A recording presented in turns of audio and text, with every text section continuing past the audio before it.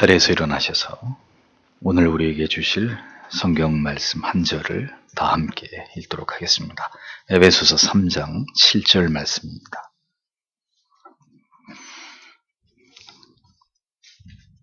함께 읽겠습니다. 이 복음을 위하여 그의 능력이 역사하시는 대로 내게 주신 하나님의 은혜의 선물을 따라 내가 일꾼이 되었노라. 아멘. 자리에 앉으십시오.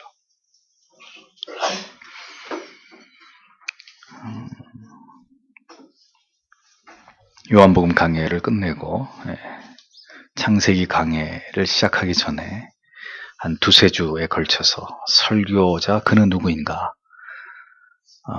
여러분들이 흔히 들을 수 없는 그런 주제의 말씀을 생각해 보려고 합니다. 따라서 이 시간에 이 본문을 통해서 하나님께서 설교자에게 또 하나님의 말씀을 듣는 여러분들에게 하나님의 말씀을 통해서 귀한 깨달음과 은혜 주시기를 다 함께 다시 한번 말씀을 듣기 전에 성령의 도우심이 있기를 함께 기도하기를 원합니다. 아멘. 설교자 그는 누구인가 첫 번째 시간입니다. 설교자라는 직분을 올바로 감당하기 위해서는 철저하게 성경에 근거해서 이것을 정의해 나아가고자 하는 그런 노력이 목사 자신에게 먼저 우선적으로 필요하고, 다음으로는 평생의 신앙을 목회자를 통해서 목양을 받는 성도 여러분 또한 이 직분에 대한 성경적인 어떤 바른 이해와 지식을 바탕으로 설교자라는 직분을 바라보는 관점이 필요하다고 그렇게 생각이 됩니다. 성직의 타락은 더 이상 중세 카톨릭에만 국한되었던 문제가 결코 아닙니다. 설교자의 직분을 바라보는 성경적인 이해와 인식을 통해서 설교자 자신과 그리고 성도 여러분이 교회에서 일어날 수 있는 모든 부패와 타락을 막기 위해서 함께 노력하지 않는다면 이제 작금의 개신교회는 그 옛날 카톨릭보다 더 심각한 성직의 타락과 그로 인한 심각한 교회의 영적 붕괴 앞에 서게 될지 모를 일입니다. 이런 때에 설교자에 대한 성경적인 정의와 이해를 함께 상고해보고 난 이후에 그리고 나서 또 우리가 창세기의 긴 강해를 시작하려고 합니다. 목사, 이 설교자의 직분이 구약의 선지자와 신약의 사도직의 어떤 실제적인 계승은 결코 아니지만 그 직분이 갖는 특성과 내용에 있어서 결코 선지자나 사도와 그들의 직무와 무관하지 않기 때문에 우리는 목사의 직분에 대한 성경적 이해를 돕기 위해서 사도직을 수행했던 바울의 이 분명한 자기 고백 속에서 그 실마리를 얻고자 합니다. 사도 바울은 에베소 교회의 성도들에게 쓴 편지를 통해서 하나님께서 이 땅에 세우신 신적인 기관으로서의 교회의 비밀과 그 영광에 대해서 교훈하고 있습니다. 교회는 하나님의 위대하신 구원 계획으로 말미암아 그 가운데 특히 그리스도의 죽으심과 부활 이후에 성령의 강림을 통해서 창립된 이 세상에서 천국의 복음을 전파하고 진리를 수호하기 위한 교두보이고 동시에 세상과 치열한 영적 접전이 이루어지고 있는 마지막 보루다. 우리는 교회를 그렇게 바라보고 정의할 수 있을 것입니다. 바울은 디모데에게 교회에 대해 정의하기를 이 집은 살아계신 하나님의 교회요 진리의 기둥과 터니라 이렇게 묘사했습니다. 그 위대한 하나님의 교회를 이루어감에 있어서 사도직은 예수 그리스도께서 세우신 교회의 기초이고 중추가 된다는 사실을 성경은 말씀하고 있습니다. 바울 자신은 예수 그리스도께로부터 받은 이 사도직에 대해서 어떤 이해와 인식을 가지고 있었는지 오늘의 본문은 그것을 우리에게 잘 말해주고 있습니다. 여러분에게 자주 말씀드린 바대로 사람은 이 세상에 태어나서 자기에게 주어진 삶을 살아가는 가운데 자신이 어떤 존재이고 누구인지를 아는 것이 중요하다고 말씀을 드렸습니다. 인간은 누구이고 인생의 의미는 무엇이고 그리고 죽음을 어떻게 받아들여야 하는지에 대한 이런 본질적인 물음에 대해서 언제나 이에 관해서 진지하게 자신에게 묻고 대답함이 필요하다고 했습니다. 그리고 이에 관해서 진리 안에서 올바른 해답을 얻었다면 다음으로는 이제 자신이 하는 일에 대해서 그리고 자신의 신분과 직무에 대한 올바른 이해가 역시 필요합니다.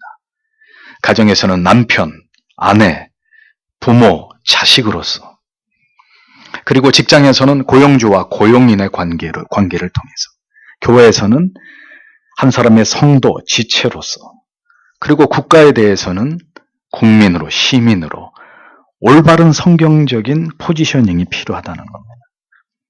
직업관, 경제관, 결혼관, 가정관, 세계관 등의 성경을 통해서 가치관과 사명관이 확대되어 가면서 한 사람의 신자로서 이 세상에서 어떻게 살 것인가의 문제를 올바르게 정립하지 않으면 신자는 세상의 가치관 앞에서 속절없이 무너지게 되는 것이고 큰 혼란에 부딪히게 되어 있는 것이고 결국은 맥없이 무너져서 길을 잃고 방황하고 배회하는 세상에 치이는 그런 인생을 살다가 끝이 날 수밖에 없는 것입니다.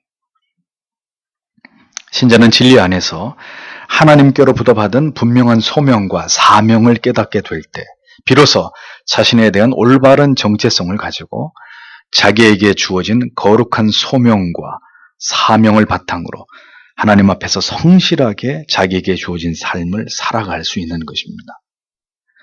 세상 사람들 가운데 하루아침에 명예와 직분을 잃어버린 사람들을 보면 공통점을 발견하게 됩니다. 그것은 바로 이 냉철한 자기인식이 부족하고 자신과 자신이 하는 일에 대한 정의를 망각함으로 인해서 한순간에 치명적인 실수를 저지르게 되고 그로 인해서 자신이 지금까지 쌓아 올렸던 모든 것들을 잃어버리고 추락해버리는 이런 모습들을 보게 된다는 겁니다. 그래서 자연인들에게도 이러한 사유가 중요하다면 그리스도인들에게는 어떠하겠습니까? 성도는 어떤 존재이고 어떤 가치관을 가지고 어떤 인생관을 가지고 우리의 생명이 다하는 순간까지 이 세상에 살아가야 되는지를 성경적으로 올바로 깨닫고 이해하고 깊이 그것을 묵상하고 또 사유할 때 성도는 그 성도가 가야 할 길에서 하나님의 기뻐하시는 뜻에서 멀어지지 않고 벗어나지 않을 수 있는 것이라는 겁니다. 목사에게도 설교자에게도 이러한 끊임없는 자신에 대한 성찰, 자신이 가고 있는 이 사명의 길에 대한 더 명료한 성경의 정초한 이해와 영적인 피드백이 필요합니다. 이러한 자신의 사명에 대한 인식의 깊이는 시간이 지나갈수록 더 깊어지고 더 진지해지고 더 견고해지고 더 투철하게 자신의 마음속에 영혼 속에 자리 잡아야 합니다. 이 직분을 보다 더 잘 감당하기 위한 정직하고 진실하고 성실한 노력들이 올바르게 수반될 때 하나님 앞에서 맡겨진 교회와 영혼들을 말씀으로 섬기는 이 거룩한 일들을 마지막 순간까지 끝까지 올바르게 감당해낼 수가 있는 것이라는 거죠.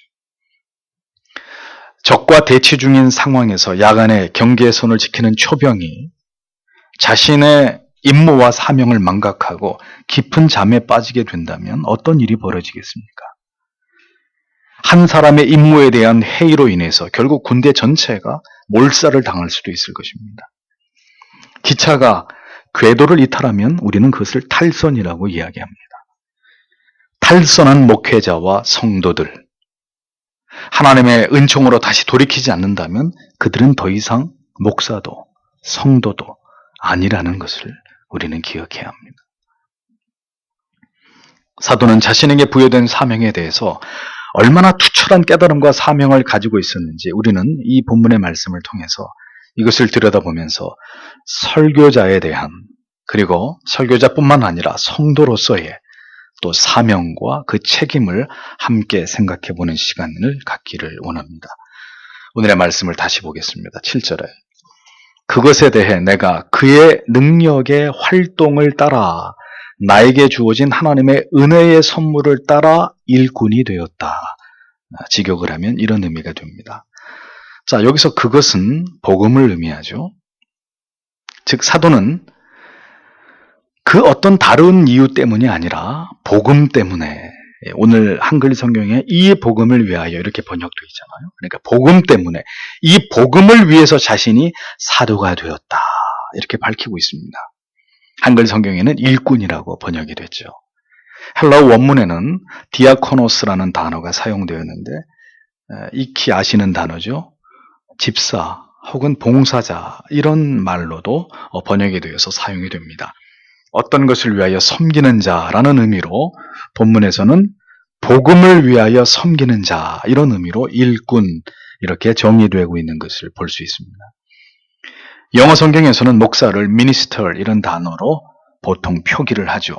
영국에서는 비국교도 목사의 의미로 국교도의 사제와 분리해서 비국교도의 목사라는 의미로 pastor 이런 단어를 사용해서 목사를 표현합니다. 또 설교자라는 의미로 preacher 이런 단어도 보편적으로 사용이 되고 있죠.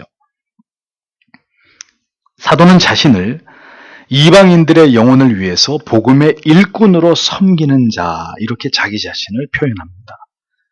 섬긴다는 표현은 종이나 노예에게 어울리는 말이죠. 즉 자신을 그렇게 겸손하게 낮춘다는 의미입니다. 이 의미는 이제 다음 주에 요 다음 절을 설명할 때 더 자세하게 설명하도록 하겠습니다. 여기서 중요하게 우리가 생각해 봐야 될 점은 이 복음을 위하여 이 부분입니다. 사도는 왜 일꾼이 되었습니까? 바로 이 복음 때문에 이 복음을 위해서 자신이 일꾼이 되었다고 강조해서 설명합니다. 이 복음이 무엇입니까? 다메섹 도상에서 자신에게 찾아온 그 복음입니다. 그 예수 그리스도이십니다. 설교자, 목회자가 되고자 하는 자는 반드시 이 복음을 만난 자여야 합니다. 생생하게 복음을 경험한 자여야 그가 설교자가 될 수 있습니다. 반드시 그래야 합니다. 복음을 경험한 정도의 감격으로는 안 되고 그 복음을 전하지 않고는 견딜 수 없는 그런 사명을 가진 자여야 그가 설교자가 될 수 있는 것입니다. 18세기 조나단 에드워즈와 더불어서 위대한 부흥운동을 주도했던 조지 휘필드 목사는 당시 거듭나지 않은 목회자들이 강단을 지배하고 있는 현실을 개탄하면서 이러한 회심하지 않은 목회자들에게 직격탄을 날렸습니다. 심지어 성도들로 하여금 회심하지 않은 목회자들을 설교단에서 끌어내리도록 촉구하기까지 했던 그런 모습들을 봅니다. 저는 그분의 분노를 10분 이해하고도 남아 믿습니다. 그때나 지금이나 복음의 위대함을 가리우고 영적인 부흥을 회방하는 원인들은 바로 중생하지 않은 목회자들이었기 때문입니다. 복음을 체험하지 않은 사람이 어떻게 복음을 섬길 수 있습니까? 마음에 활활 타오르는 예수 그리스도의 복음에 불꽃이 없는 사람이 누구의 가슴에 복음의 불을 지를 수 있단 말입니까? 회심하지 않고 거듭나지 않은 사람들이 오늘날 목회자가 되고 직업적으로 교회의 직분자들이 되는 것은 교회의 재앙과도 같은 일입니다. 그런데 그런 일들이 실제로 일어나고 있으니 교회는 이제 재앙이 시작된 것이죠. 한 해 대략 잡아 8,000명의 목회자들이 배출이 된다고 하는데 그 가운데 진정으로 중생한 목회자가 얼마나 되겠습니까? 기독교가 들어간 어느 나라도 전체 기독교 인구와 교회 수에 비례해서 이렇게 많은 목회자들을 배출하는 나라는 거의 없습니다. 신학교를 졸업하고 쏟아져 나오는 목회자 가운데 복음을, 십자가를 경험하고 그 전하지 않을 수 없는 가슴에 사무친 복음의 불을 그렇게 전하는 그 일을 위해서 자기의 생명을 내어놓으려고 하는 자가 몇이나 될까요? 목회자 후보생이 되기 위해서는 그가 학교에 있을 때나 직장에 있을 때나 혹은 그를 아는 모든 사람들에게 저 사람은 예수에 미친 사람이다. 복음을 전하는 일이 저 사람의 본업이고 지금 저 사람이 하고 있는 이 직업은 부업이다. 이렇게 보여지는 사람. 그렇게 인식되는 사람이 후에 설교자가 되어야 하는 것입니다. 그런데 복음을 부끄러워하고 그가 신자였는지조차 알 수 없이 그렇게 세상에서 자기의 신분을 감추는 사람이 어떻게 설교자가 될 수 있고 복음 전도자가 될 수 있습니까? 자기 안에 분명한, 내적으로 분명한, 거부할 수 없는 소명이 있어야 하고, 그리고 사람들이 인정하는 외적인 증거가 있을 때, 그리고 분명한 복음에 대한 불타는 사명감과 자신을 설교자로 부르신 강력한 소명이 있을 때 그가 설교자가 되어야 하는 것입니다. 이 시대 교회는, 그리고 설교자들은 복음을 부끄러워하고 있습니다. 예수 그리스도의 원색적인 복음, 그 붉은 그리스도의 보혈이 웅변하는 의미를 올바로 생생하게 전하는 일에 대해서 기피하고 있습니다. 설교자들이 모두 온실 안의 화초들로 그렇게 길러지고 있습니다. 인문학이나 심리학이나 철학을 곁들여서 현실적인 적용점이 강한 설교를 해야 지성적인 설교자로 각광을 받는 시대입니다. 복음으로 영혼의 생명을 수혈해야 될 설교의 질이 이 지경에 이르게 된 가장 명백한 이유는 설교자 자신이 복음을 경험하지 못했기 때문입니다. 영혼을 살리는 그 위대한 복음의 가치와 의미를 온전히 깨닫고 경험하지 못한 채로 목회자가 되어버렸기 때문입니다. 어설픈 가짜 돌팔이 의사가 수술을 하면 할수록, 어떤 처방을 내리면 내릴수록 모순되게도 환자는 더 많아지겠죠. 가짜 성도가 늘어나고 세속과 기복주의에 물든 가짜 교회가 더 늘어나는, 부인할 수 없는 이유는 바로 복음을 경험하지 못한, 그래서 복음만을 위하지 않는 직업인으로서의 목회자가 이 세상에 결코 적지 않기 때문입니다. 십자가의 복음을, 영생과 영벌의 멸망과 그 지옥의 형벌을 기탄 없이 주저하지 않고 말해야 하는 사람, 그 사람이 바로 설교자입니다. 복음을 경험하고 자신이 깨달은 그 복음 밖으로 절대로 벗어나지 않고 평생을 진리 연구에 바쳐서 그 복음만을 위해서 온전히 수종 들고 복음의 가치를 수호하면서 그 복음만을 위해서 살아가려고 하는 그 사람이 바로 설교자입니다. 설교자는 그러므로 복음을 가장 잘 설명하고 가장 잘 웅변하고 능력 있게 선포하고 설교하고 가르치고 권면하는 사람입니다.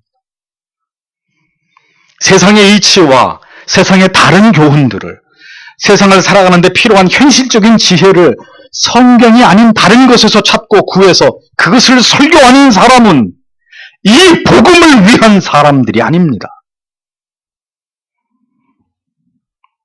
그는 이 복음을 전하는 설교자가 아니란 말이에요. 설교자는 따라서 다른 지식을 자랑하고 다른 것으로 자기의 가치를 포장하려고 하는 유혹을 비웃을 줄 아는 사람이어야 합니다.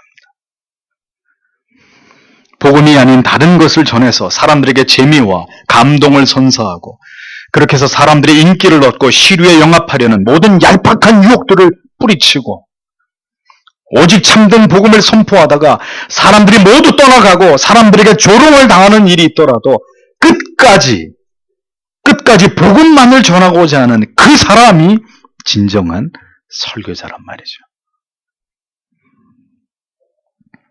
수청무어라고 했습니다. 맑은 물에는 고기가 살지 않는 법이라는 거죠. 날마다 서슬퍼런 진리의 말씀이 선포되고 자신의 죄가 드러나고 폭로되는 교회를 다니는 것이 중생하지 않은 교인들에게 쉬운 일일까요? 어려운 일입니다. 그러니 떠나는 것입니다. 목회자의 독수리 같은 눈으로 자신에게 맡겨진 영혼들을 감독하면서 그들에게 필요한 말씀으로 가르치고 경책하고 권면하고 교훈할 때, 이를 통해서 자신의 죄악의 껍질들이 한꺼풀 한꺼풀 벗겨질 때 이것을 기뻐하고 감사하면서 견뎌낼 수 있는 신자가 얼마나 되겠습니까? 목회자가 성도의 죄와 그 영혼의 쓴뿌리들을 그저 못 본 채 해버리고 그냥 날마다 좋은 말로, 위로하는 말로, 축복을 빌어주는 말로 그렇게 목회를 하면 사람들은 모여올 것입니다. 그게 어려운 일이겠습니까? 그러나 피를 토하듯 하나님의 뜻에서 벗어나고 진리에서 멀어지는 영혼들을 향해서 진리의 검을 가지고 그들의 양심의 비수를 꽂는 일은 진정코 그 영혼을 사랑하고 하나님을 두려워하지 않는다면, 오직 그리스도만을 기쁘시게 하고자 하는 그 마음의 중심이 서 있지 않고는 불가능한 일입니다. 그런 가슴으로 오늘도 하나님의 말씀을 생명을 다해서 수종드는 설교자들은 많은 교인들에게서 기피의 대상이 되고 있는 것이 오늘의 현실입니다. 설교자는 그러할지라도 설교자의 숭고한 사명을 감당하고 인내할 수 있는 사람이어야 합니다. 바울은 갈라디아서 1장 10절에서 어떻게 고백했습니까? 이제 내가 사람들에게 좋게 하랴, 하나님께 좋게 하랴, 사람들에게 기쁨을 구하랴. 내가 지금까지 사람의 기쁨을 구하는 것이었다면 그리스도의 종이 아니니라.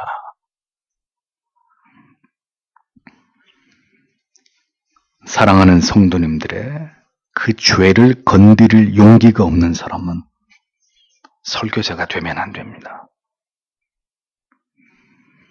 피를 보지 못하고 피비린내를 견디지 못하는 사람은 외과 의사가 돼서는 안 됩니다.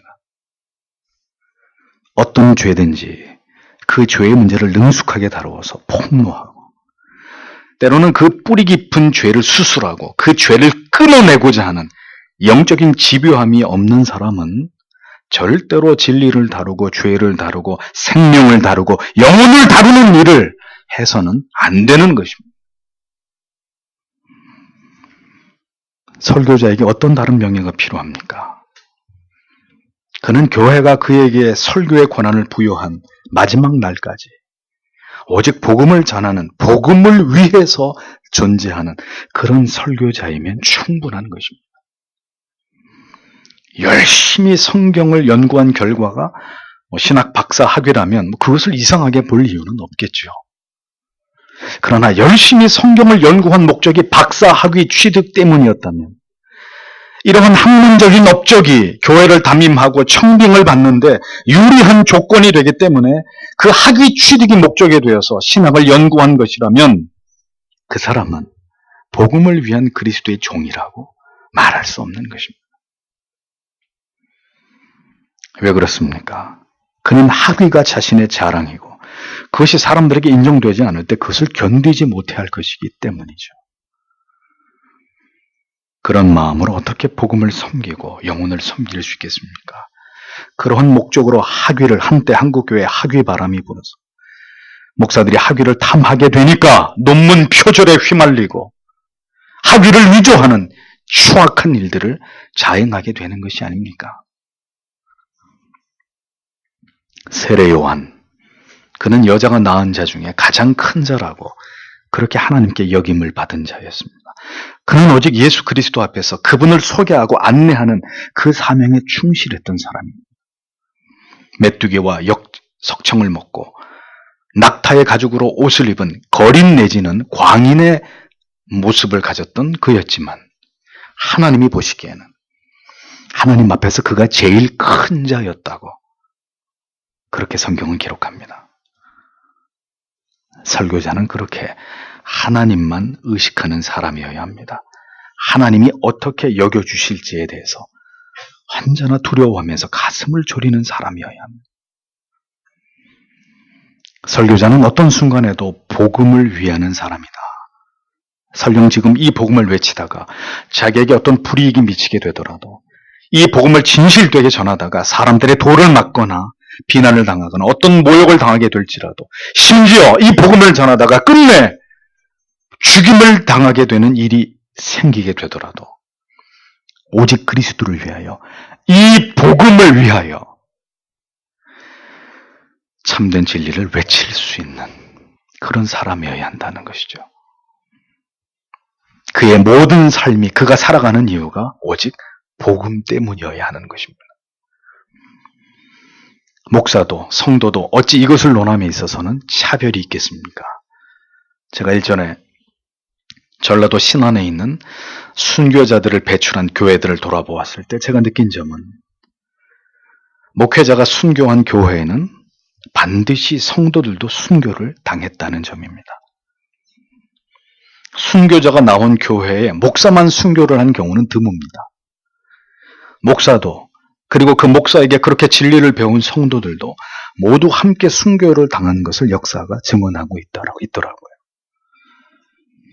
복음을 위한 일에 목사와 성도가 어찌 따로 있을 수 있겠습니까? 복음을 위해서 일꾼이 된 것입니다. 이 사실을 망각할 때 복음을 위하지 않고 명예와 권력과 부를 위하는 싹군이 되는 것이고 교권을 주무르는 정치가가 되는 것이고 더러운 부를 축제하는 타락하고 부패한 하나님의 교회와 영광을 가리우는 추악한 존재가 되어버리는 것입니다. 처음에는 복음의 종이었는데 언제부터인가 그렇게 타락하게 된 것이 아니라 처음부터 그의 마음과 그의 영혼의 한 구석에는 그런 죄성이 뿌리 깊게 자리 잡고 있었던 것이고 결국은 시간이 흘러서 그 사악한 본성의 고개를 들고 일어나서 그 영혼을 장악하고 양심을 마비시켜 버리므로 결국 그러한 부패와 타락으로 결론이 그 열매가 나타나는 이런 모습들이 드러나게 되는 거라는 거죠.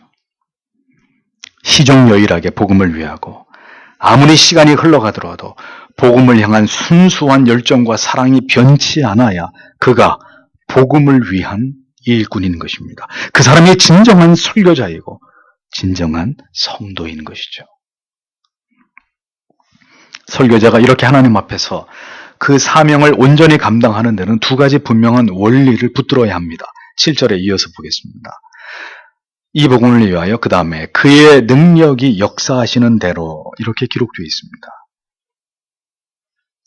설교자로서 복음을 위하는 그 모든 일들을 넉넉히 그리고 올바르게 감당하게 하는 데 있어서 가장 중요한 조건은 그가 자기의 힘과 노력만으로 말씀을 전하고 목양을 하는 것이 아니라 그의 능력에 역사하시는 대로 사명을 감당해야 한다는 것입니다.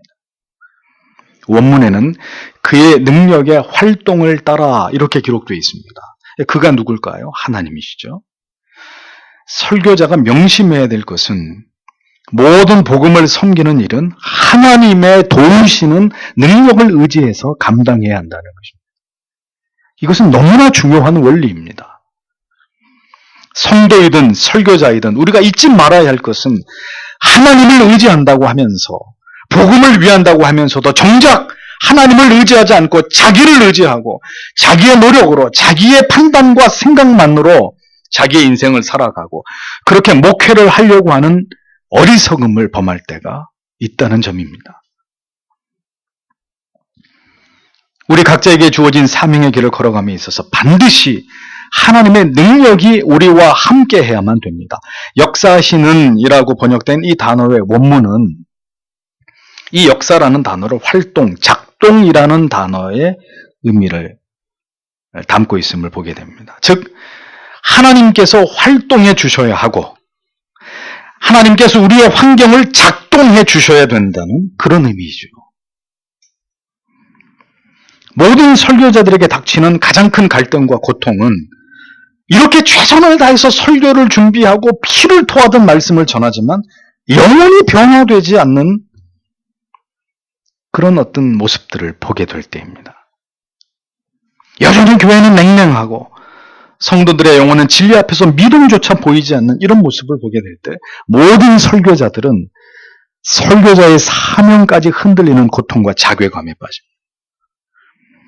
하나님께서 자신을 사용하시지 않으시는 듯이 느껴지고 자신이 설교자가 된 것을 후회하면서 소명을 회의하고 의심하는 단계까지 내려가는 일들이 일어나게 됩니다. 그렇지만 이런 우리의 생각과는 달리 하나님께서는 때때로 하나님의 자녀들에게 자신의 무능에 대해서 처절하게 깨닫고 그 자신이 무너지게 하는 경험을 하게 하십니다. 왜 그렇게 하실까요? 고린도후서 4장 7절에 이렇게 말씀하죠. 우리가 이 보배를 질그릇에 가졌으니 이는 능력의 힘이 큰 것이 하나님께 있고 우리에게 있지 아니함을 알게 하려 함이라. 그렇습니다. 능력의 힘이 큰 것이 나에게 있는 것이 아니라 오직 하나님께만 있다는 것을 깨닫고 교훈하시기 위해서, 그래서 전적으로 하나님의 능력만을 붙들고 의지하게 만들게 하기 위해서 때로는 우리의 마음을 비참하게 하심으로 우리를 낮추시고 겸손하게 하신다는 것입니다. 설교자는 믿어야 합니다. 무엇을 믿습니까? 사람입니까? 물질입니까? 자신의 지식과 경험입니까? 그런 것을 믿다가는 반드시 배신을 당하고 낭패를 당하고 또다시 후회하게 되는 일들을 겪게 되기 마련입니다. 설교자는, 그리고 성도는 하나님의 능력이 오늘도 우리 안에서 우리와 함께 활동하시고 그 하나님의 능력이 우리의 삶을 작동하면서 주님의 교회를 움직이고 계신다는 사실을 믿어야 하는 것입니다. 이 하나님의 능력만을 의지하면서 변함없이 진리를 선포하는 그 사람이 바로 설교자다라는 것이죠. 하나님의 능력의 역사하심에 대한 믿음은 우리가 매우 궁핍하고 어려울 때도 필요합니다. 반드시 하나님께서 나와 함께 하시고 나를 도우시고 이 모든 연단이 끝나도록 나를 붙드시고 이 가운데서 나를 건지심을, 이 모든 어려움과 고난을 이기도록 나를 붙드심을, 그렇게 하나님이 우리를 도우신다는 것을 믿어야 되는 것이죠. 또한 하나님의 능력의 활동하심에 대한 믿음은 우리가 모든 것이 형통하고 평화롭고 풍족할 때도 반드시 필요합니다. 왜 그렇습니까? 모든 것이 순적할 때 우리가 착각하기 쉬운 것은 내가 그 모든 일들을 다 잘했기 때문에 내 수완과 능력이 탁월해서 이렇게 모든 일들이 순탄하다고 착각을 하고 교만에 빠질 수 있기 때문입니다. 이 모든 일들이 하나님의 역사하심, 하나님의 활동과 이렇게 되도록 작동하신 하나님의 섭리라는 것을 신뢰하고 모든 영광을 하나님께 돌리면서 더 겸손해져야 되는 것이죠. 설교자는 이 하나님께서 친히 교회와 성도를 목양하시고 통치하시고 보존하시고 섭리하고 계신다는 사실을 신뢰해야 합니다. 하나님이 성실하심으로 이 모든 일들을 행하고 계신다는 사실을 자신이 믿어야 하는 것이죠. 그럴 때 조급함으로부터, 불안함으로부터 자신이 하나님보다 앞서가지 않고 어리석고 미련한 판단을 피할 수 있는 것이고 하나님의 뜻을 거스린 치명적인 죄악을 범하지 않을 수 있는 것입니다. 성도는, 설교자는 그렇기 때문에 기다림의 달인들이 되어야 합니다. 인내를 배워야 합니다. 하나님께서 하나님의 때에 하나님의 능력으로 하나님의 일들을 이루실 때까지, 하나님께서 활동하실 때까지 기다릴 수 있어야 되는 것이죠. 우리의 삶에 얼마나 많은 불행스러운 일들이 하나님께 묻지 않고 하나님의 때를 기다리지 않고 사람의 어리석은 생각과 판단과 자기 합리화로 일을 진행하다가 그런 사단을 내는지 알 수 없습니다. 우리의 삶을 어렵고 힘들게 하는 이유를 잘 생각해 보십시오. 그 모든 괴로움과 고통의 일들이 모두 하나님이 주신 연단 때문일까요? 우리가 내린 어리석은 판단과 결정의 결과물들이 될 수도 있는 것입니다. 하나님을 멀리하고 하나님을 신뢰하지 않고 살아온 그 모든 날들의 침전물로 인한 것들이 될 수 있다는 것입니다. 오늘도 많은 경우에 설교자들은 이 성급함을 버리지 못합니다. 영혼들이 속히 변화되어야 하고 교회가 속히 성장해야 된다고 생각합니다. 또 기회가 왔을 때 하나님께 긴 시간을 묻고 신중하게 하나님의 뜻을 구하지 않고 급한 마음으로 무리수를 두고 어떤 일들을 강행합니다. 그렇게 일을 모두 주도하고는 마지막에 뭐라고 변명하죠? 하나님이 하셨습니다. 이렇게 하나님께 다 떠넘겨버립니다. 이런 악한 일들을 행해도 하나님은 즉각 심판하시지 않죠. 그러나 그 결과는 반드시 참혹한 대가로 돌아오게 되어 있는 것입니다. 교회가 무너지는 것은 하루아침에 일어나는 일이 아닙니다.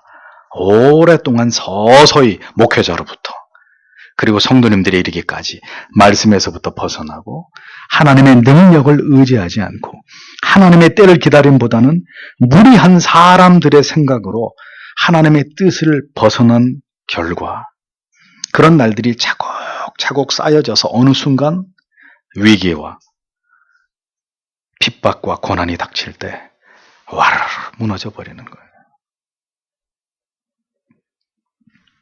교회의 모든 위기의 출발은 무리한 교회 확장과 건축에서 비롯되는 경우들이 다반사입니다. 모두가 하나님의 능력을 의지하여서 기다리지 못하기 때문에 벌어지는 일들이죠. 한국교회는 외형적인 성장의 화려함을 뽐내고 있습니다. 그러나 큰 물이 일어날 때 진정으로 모래 위에 세운 집과 반석 위에 세운 집이 드러나게 되듯이 모든 것이 그렇게 다 드러나게 되듯이 환난 날이 도래할 때 진정한 교회와 그렇지 않은 교회들이 모두 다 드러나게 될 것입니다. 누가 진정으로 하나님을 신뢰하는 사람인지 하나님을 신뢰하는 듯 했지만 철저하게 자기의 생각으로 자기의 뜻대로 살아온 사람인지 모두 밝혀지게 될 것입니다. 설교자는 그리고 성도는 자기의 판단과 능력을 믿는 사람들이 아니라 하나님의 능력의 활동을 믿는 사람들입니다. 하나님께서 움직여 주시기까지 자신이 결코 움직이지 않는 사람들입니다. 그래서 아무나 하나님의 인도하심을 받는 인생을 살아가는 것이 아니라는 것이죠. 훨씬 많은 수의 그리스도인들이 오늘도 하나님께 묻지 않고 저지르는 결정으로 인해서 하나님이 원치 않으시는 고난을 당하는 것이고 또 지금보다 더 큰 고통 속으로 어리석게 걸어 들어가는 그런 일들을 자행하는 것입니다. 하나님의 뜻에 대해서 무지하니 그 뜻에 순종하지 않고 순종하지 않으니 그 지루한 고난이 계속되는 여우를 피했는데 범을 만나는 이런 일들이 끊이지 않게 되는 것이라는 겁니다. 설교자는 하나님의 능력의 활동을 의지하는 자이고 다음으로 자신에게 주어진 하나님의 은혜의 선물을 따라서 일하는 사람이어야 합니다. 다음 구절에 내게 주신 하나님의 은혜의 선물을 따라 이렇게 기록하고 있습니다. 사도는 갈라디아서 1장 15절에서 자신이 받은 소명을 고백하고 있습니다. 그러나 내 어머니의 태로부터 나를 택정하시고 은혜로 나를 부르시니가 이렇게 증언합니다. 은혜의 선물이란 택하심과 부르심을 뜻하는 것이죠. 설교자는 자신을 설교자로 불러주신 이 소명에 대한 확고한 믿음이 있어야 합니다. 바울 사도가 사역을 시작했을 때 많은 사람들이 그의 사도권을 의심했습니다. 그 이유는 그의 과거 때문입니다. 그는 그리스도인들에 대해서 핍박자요 포행자였습니다. 사람들은 그 사실을 너무 잘 알고 있는 것이죠. 그러한 어려움에도 불구하고 사도는 결코 좌절하거나 낙심하지 않았습니다. 물론 그의 동역자 바나바가 가는 곳마다 그를 변호하고 그의 사도권을 변증해주는 그런 도움을 입기도 했지만 그는 절대로 사람들의 그런 차가운 시선 때문에 위축되지 않았습니다. 그 이유가 무엇일까요?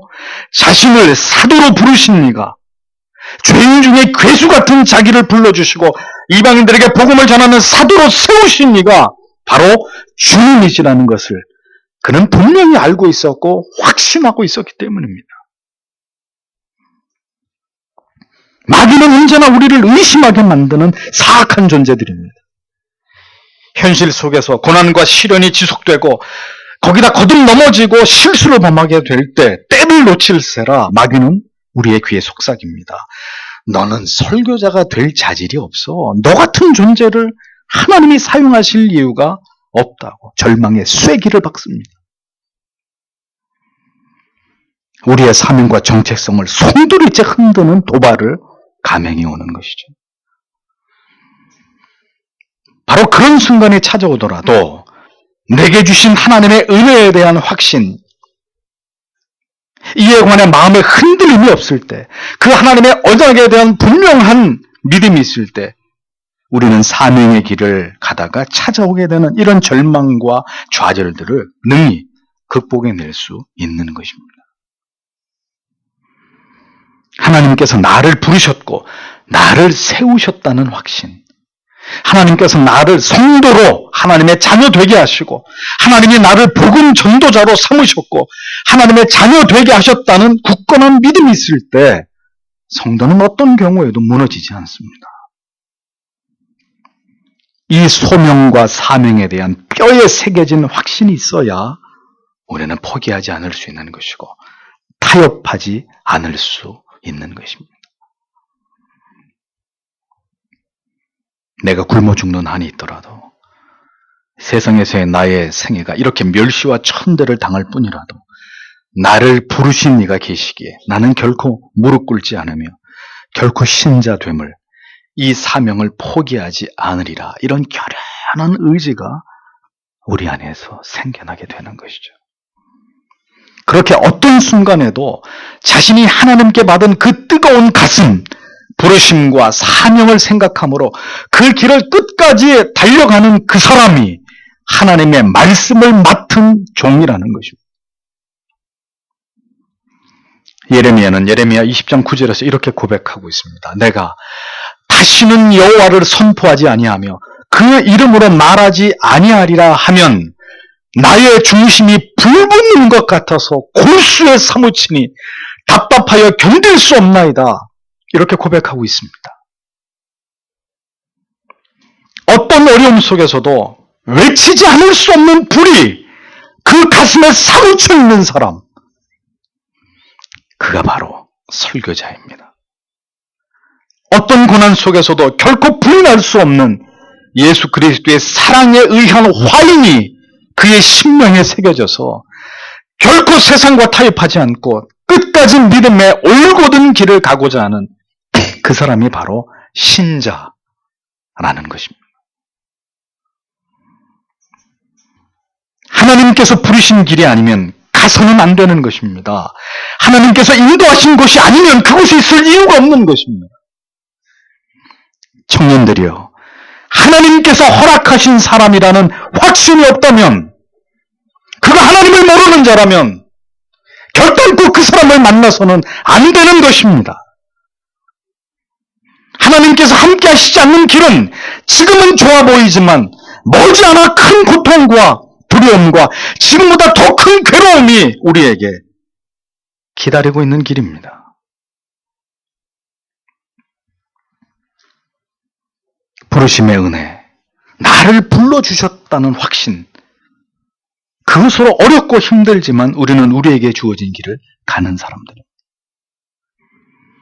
생명을 전하는 설교자가 이 사명감이 없다면 어떻게 되겠습니까? 좌로 우로 치우치겠죠. 유력한 사람의 말을 들을 것이고 돈의 위력 앞에 흔들릴 것이고 명예욕에 사로잡힐 것이고 평안과 안락에 길들여지겠죠.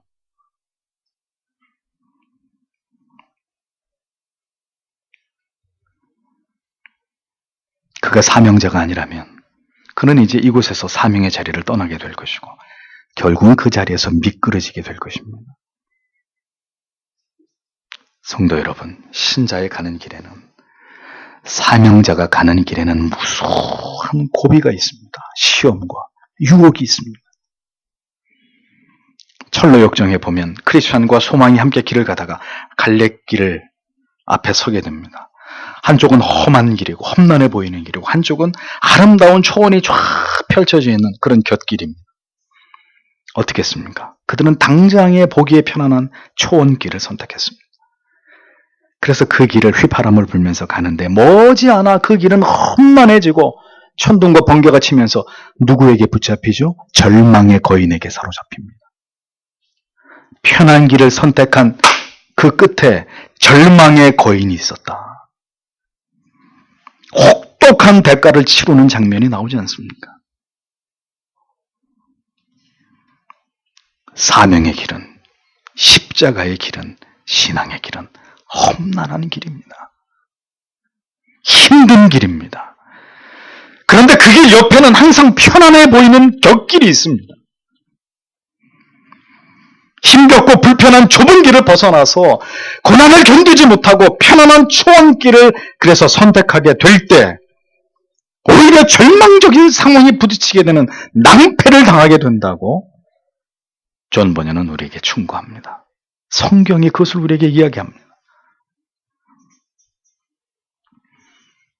우리를 부르신 은혜가 우리를 이끌고 우리 영혼을 지배할 때 우리는 주의 길을 걸어갈 수 있는 것입니다. 설교자는 그 부르심의 감격과 그 은혜에 매이고 묶일 때 끝까지 기쁨으로 그 길을 갈 수 있는 사람입니다. 그러므로 사명으로 부르심에 은총이 없는 자는 결코 그 험난한 길을 감당할 수 없겠죠. 하나님께서 나를 이 길로, 이 사명으로 부르셨다는 가슴에 각인된 그런 확신이 없다면 결코 그 험난한 길을 감당할 수 없을 것입니다. 그러니 목회를 좀 하다가 안 되면 어떻게 해요? 목회 본질에서 이탈해서 다른 일들에 빠져드는 어리석음을 범하게 되겠죠. 척박한 목회의 길보다는 다른 일에 더 큰 즐거움과 위로를 얻으면서 사명보다는 자신의 인생의 행복을 얻고자 하는 그렇게 곁길로 가는 사람들은 결코 하나님의 말씀을 맡은 종이 될 수 없는 것입니다. 겉보기에는 그렇게 보여도 이미 그 속은 다 썩어버린 사람들이죠. 설교자는 어떤 상황에서도 자기의 사명을 생각하는 사람입니다. 이를 위해서 자신에게 주신 은혜의 선물을 기억하는 사람입니다. 무엇이 이러한 강제력을 갖게 할 수 있습니까? 하나님의 은혜이죠. 설교자는 그 은혜 때문에 도저히 갈 수 없는 길을 오늘도 가고 있는 것임을 사람들에게 믿게 할 수 있어야 하는 사람입니다.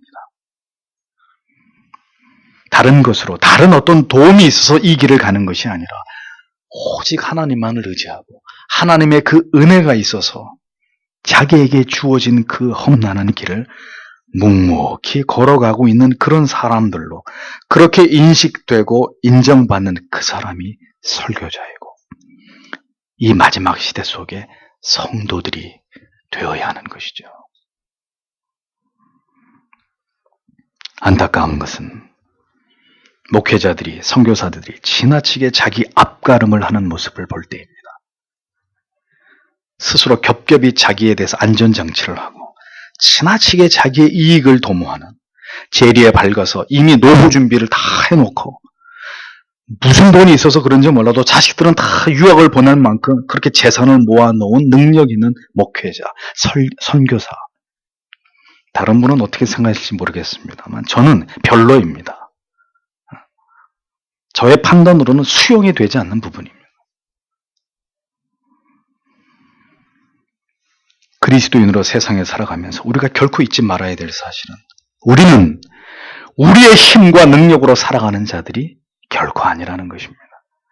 하나님의 능력에 활동하심으로 언제나 우리를 도우시고 성도의 삶을 살아가도록 모든 하늘의 자원들을 공급하심으로 우리와 함께 하시고 우리를 도우시는 그 하나님의 능력에 의지해서 우리에게 주어진 길을 오늘도 걸어가는 것입니다. 또한 우리에게 임한 하나님의 구속의 은총의 선물을 우리가 기억하고 그 택하심과 부르심과 그 시련을 이길 수 있는 것이고 우리를 흔드는 유혹과 우리 스스로 죄악을 합리화하려는 연약들을 떨쳐내면서 우리는 믿음의 길을 가야 하는 사람들입니다. 이 말씀이 붙들릴 때 설교자이든 성도이든 하나님이 그에게 주신 그 사명을 온전히 감당해낼 수 있는 것입니다. 그 설교자는 하나님이 기뻐하시는, 하나님을 기쁘시게 하는 말씀을 맡은 종이 될 수 있는 것입니다. 여러분의 삶도, 목회자의 삶도 내일을 기약할 수 없는 삶입니다. 많은 목회자들이 은퇴하는 즉시 극빈자의 삶으로 추락해버립니다. 신실하게 주를 섬긴 삶의 끝이 그렇게 비참하다 하더라도 순교한 바울 사도보다 분명 더 나을 것이라고 그렇게 생각해야 되는 것이죠. 목회자들은 끊임없이 유혹을 받습니다. 물질의 유혹, 명예의 유혹, 성적인 유혹. 자신이 누구인지를 잊어버리고 어떻게 이 거룩한 사명을 감당해야 될지를 그 임무를 망각하게 되면 순식간에 타락한 설교자들이 일어나게 되는 것이고 그 타락한 설교자들을 통해서 퍼져나간 독이 많은 성도님들의 영혼을 병들게 하고 급기야 주님의 교회를 파괴시키는 끔찍한 결과를 부르기도 합니다.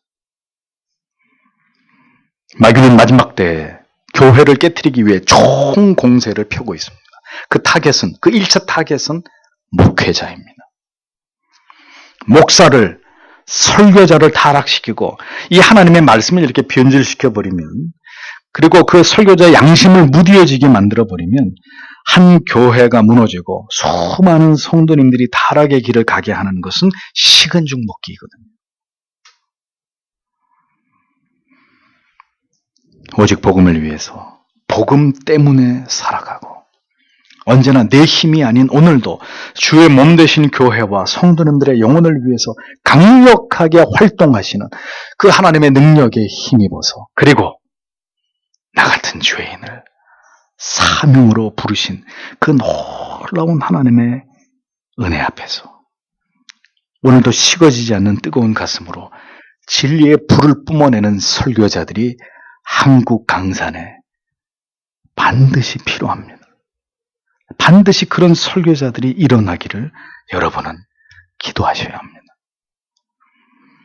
진리를 가감없이 선포하는, 하나님 외에는 그 무엇도 두려워하지 않는 설교자들이 다시 일어나지 않고는 우리에게는 미래가 없다고 말해도 결코 과언이 아닐 것입니다. 하나님께서 사용하시는 하나님의 말씀이 그 입에 담겨진 그런 설교자들, 크리소스톰은 황금의 입이라고 얘기했습니다. 왜? 입만 열면 돈이, 황금이 튀어나와서? 그게 아니고 하나님의 능력의 말씀이 그의 입을 통해 선포되면서 왕까지 꿇어엎드려 회개시킬 수 있었던 그런 강력한 설교자였기 때문에 요한 크리소스톰, 황금의 입이라고 그렇게 불렀습니다. 하나님이 사용하시는 그런 설교자들, 감히 하나님의 마음과 말씀을 대언해서 이 어두워져가는 세상을 향해서 회개를 촉구할 수 있는 그런 구약의 선지자와 신약의 사도 같은 그 정신을 계승하는 이런 설교자들을 주님, 이 한국 교회에 세워주시옵소서. 기도하시는 여러분들이 되셔야 하고, 여러분들의 영혼을 책임진 이 무익한 종이 그런 설교자로 주님 부르실 때까지 이 사명을 끝까지 감당할 수 있도록 저를 주께서 붙들어 주시기를 기도해 주시는 여러분들이 되시기를 바랍니다. 기도하겠습니다.